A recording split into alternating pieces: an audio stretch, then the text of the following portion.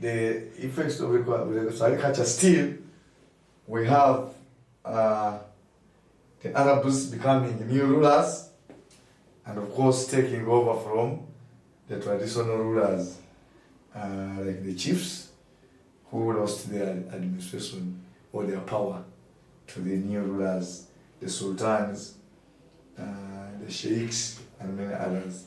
Then food and eating changed, where we say that the ways of eating were very much influenced by the Arabs, where they sat cross-legged while eating, and of course they preferred using their hands while eating, and there was no use of either forks or spoons. They preferred eating with their hands and on very big plates known as the shanias. With the rise of the Swahili culture still, we look at the new dynasties emerging. Very many dynasties emerged at the coast, and the common one was the Shirazi. The common one was the Shirazi dynasty, which of course was as a result of the coming of more and more Arabs and intermixing with the coastal people, which of course gave rise to the Swahili. This one also brings us to population increase, because the period was between 1000 to 1500.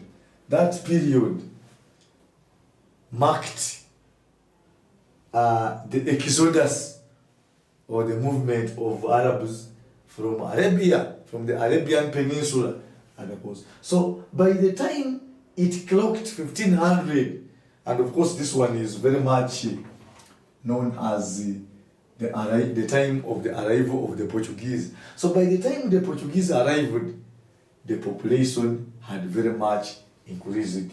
Very many Arabs had arrived, and as a result of intermarriages, it gave rise to population increase. That's what we saw in most of those towns: Kilwa, Sofala, Mombasa, Mogadishu. Very many people were being seen. They were seen, especially when it came to the time of these gatherings, worshipping centers, administration time, and many other social gatherings. That's when you realize that the population was shooting up day by day. Then we already talked of the law, introduction of Sharia law. Of course, we say this was brought to change the ways of administration of justice. It was traditional way of administration of justice before the coming, where there were local courts, and they were being presided over by local. I cannot call them judges, but they were acting as judges. So they are the ones who acted and they imposed justice. And most of these people were not trained. They were not trained in the administration of justice.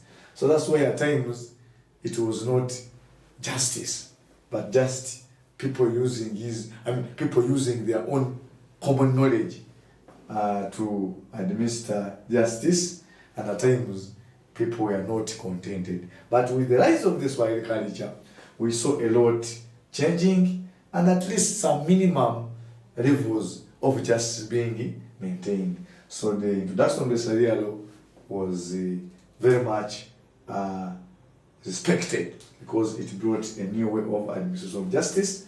Then Islam became the common language at the coast, and of course everywhere we saw Muslims everywhere as a result of the increase in the conversion rates.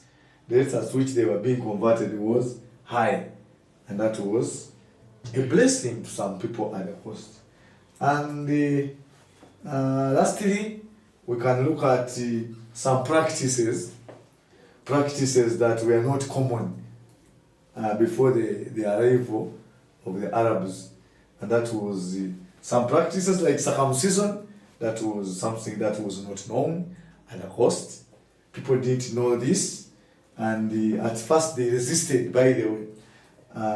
They resisted circumcision, but of course with the continuous awareness and civic education, they started accepting, but still, especially in the south, others were still reluctant to take up this new changes.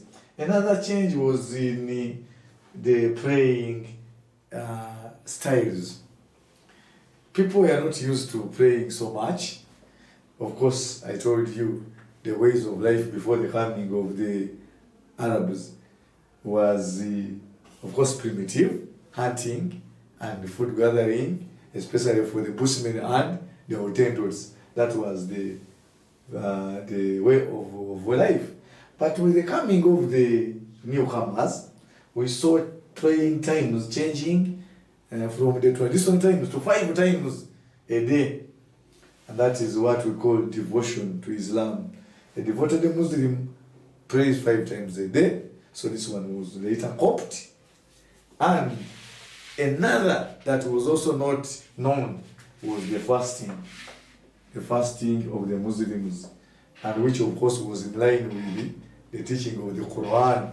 Fasting is one of the 5 pillars of Islam. So the host of people were also able to copy this, and with time most of them got absorbed into the new practices.